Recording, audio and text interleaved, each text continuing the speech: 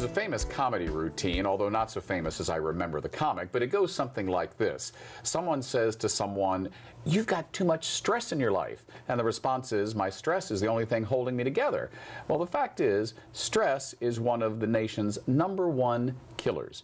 Well, the author of a new book, Energy Healing, Heart, Minds, and Hands, is here to, well, literally help save some people's lives. Welcome, Sherry Remez. Wow. Wow, what? Yes. You agree that stress is a killer? I do absolutely agree. It is an epidemic right now. Yeah. So how did a nice girl from Lansing, Michigan become a New Age guru and writer of a book on how we get stress out of our life? We don't have time for that story.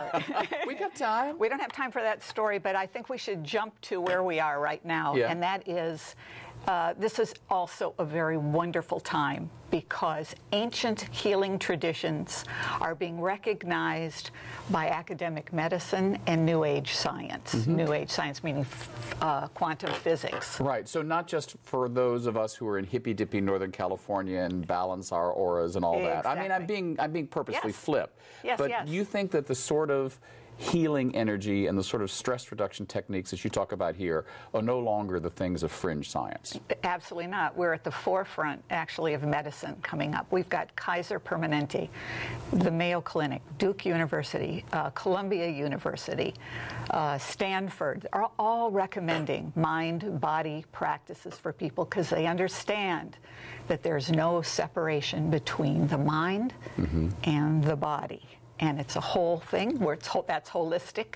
And we're looking at integral medicine right now, looking at the whole person, not just what's wrong, but what is wrong with what's wrong. Right. So maybe 20 years ago, maybe even less, I would have gone to my doctor and maybe he would have said, go to a psychiatrist and here's a pill because you're under a lot of stress. This will lower your blood pressure, blah, blah, blah. And my insurance would pay for it.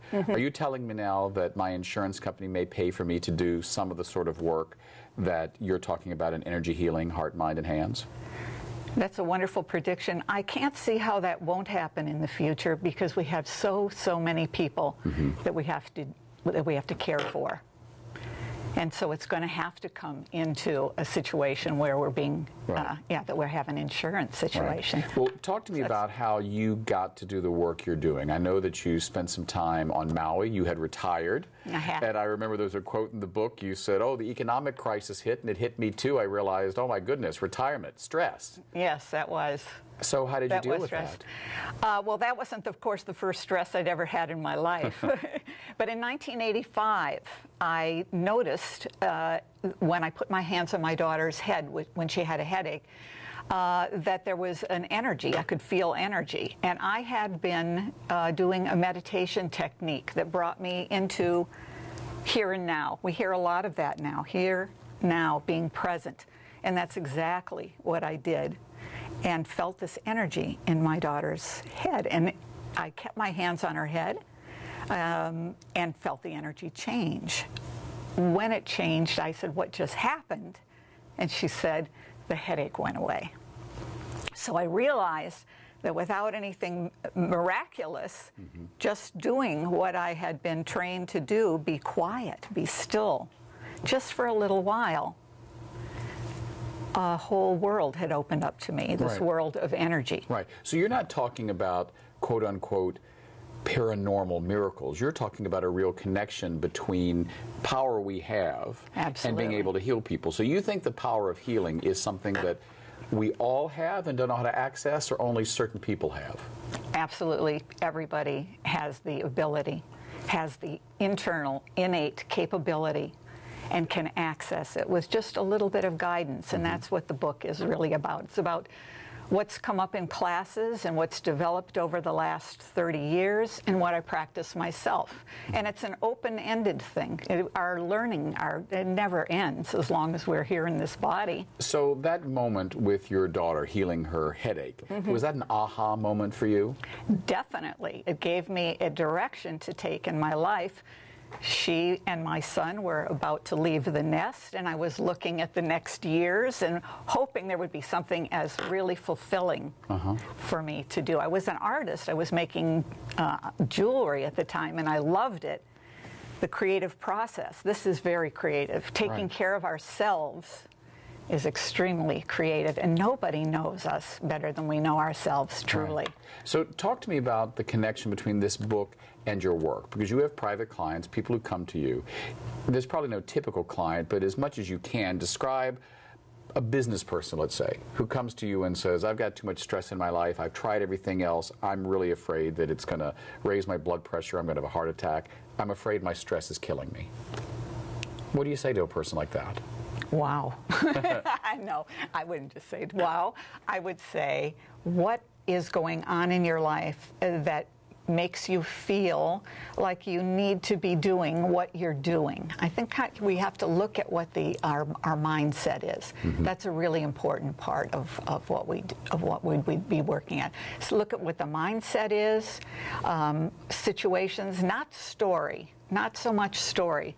Their story is something that we believe that we keep adding to, and every time that we think about this person did this to me and therefore I'm doing this and now I have to do this and so on and so forth, and we're losing ourselves in a story.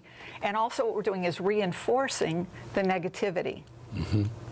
So taking a look at what the mindsets are, what you can do in a very brief period of time, like of 3 breaths that you follow mindfully.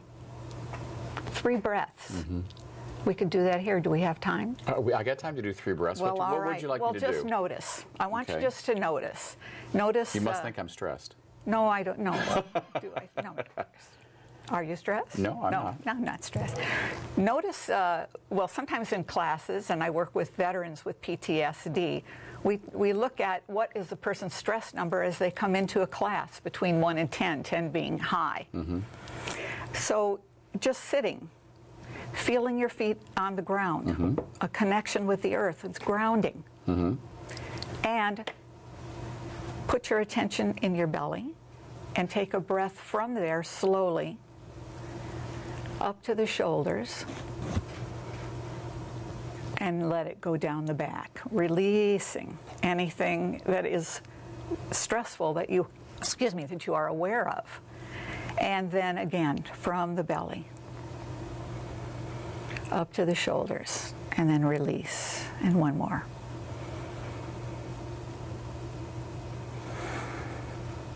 You can feel it when you're conscious of your breath. You can feel it when you're conscious of the breath.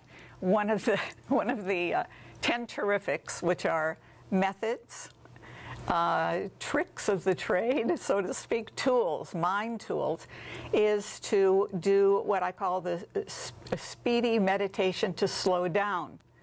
And in that is that like enlightenment for busy people, that sort of thing? Yeah. Indeed. You go into the one place in your home or office that's extremely quiet and no one will bother you, the bathroom. Mm-hmm. And you close the door, turn off your phone, and do the sit. You even got a chair. A throne. Very comfy. A throne, so to speak. And you sit there and you take those breaths and you feel better. Yeah. And you made a break, actually, from... Right, because how often do we actually sit every day and focus on our breath? We don't. Mm-hmm. We don't. What has been the greatest surprise for you? And that was great, by the way. The greatest surprise for you writing this book and doing the work, how has it changed you? Because I've always heard that the best teachers are the people that learn from their students. What have you learned from your students? I think the thing I've learned most from my students is courage. Because I think it takes a lot of courage to break away from what is familiar, even if it's not working for us, mm-hmm. and to try something new, to be open, to be willing, to try something new, to put ourselves in the test tube, so to speak, right. and be the experiment. Right. And see what can happen. Have you had any real skeptics transformed by this? I mean, here we are. I mean, I make a joke about being in hippy-dippy California. No, they're like, oh, it's the land of fruits and nuts. We've heard that. Have you had anyone come to you and say, all right, my boss sent me here, or my wife sent me here, or my lover sent me here. I think this is a bunch of malarkey, and leave, I don't know, meditating or transformed or a believer? It has happened. It definitely has happened, yes. Yes. I think an open mind is a great help and an opportunity to learn more. But it has happened, yes. Yeah. We only have a few moments left. Talk to me about, you were talking about the 10 terrifics, some things that people can do in their everyday life, like those 3 breaths, that would help them either start the day or end the day in a more relaxed space. Okay, I think a magic thing to be able to do, and very simple, is to conjure up the feeling of gratitude in your heart as soon as you get up in the morning. A thank you, that feeling of thank you, thank you, thank you, that carries with it that sense of as if you have everything that you need. And continue throughout the day, anytime you think of it, with a thank you, thank you, thank you. So and when you get into bed at night, another thank you, thank you, thank you. So a combination, something as simple as focusing on our breath and maybe, how would you say it, cultivating a gratitude attitude might help make you more relaxed. An attitude of gratitude, and this is compassion for self. This is something that we are not taught to do. Well, thank you, Sherry, for sharing your book with us, Energy Healing, Heart, Minds, and Hands. We've been speaking with author and healer Sherry Remez. Next up, we're going to learn about the upcoming LGBT Frameline Film Festival, our conversation with senior programmer Peter Stein. We'll be right back. Thanks.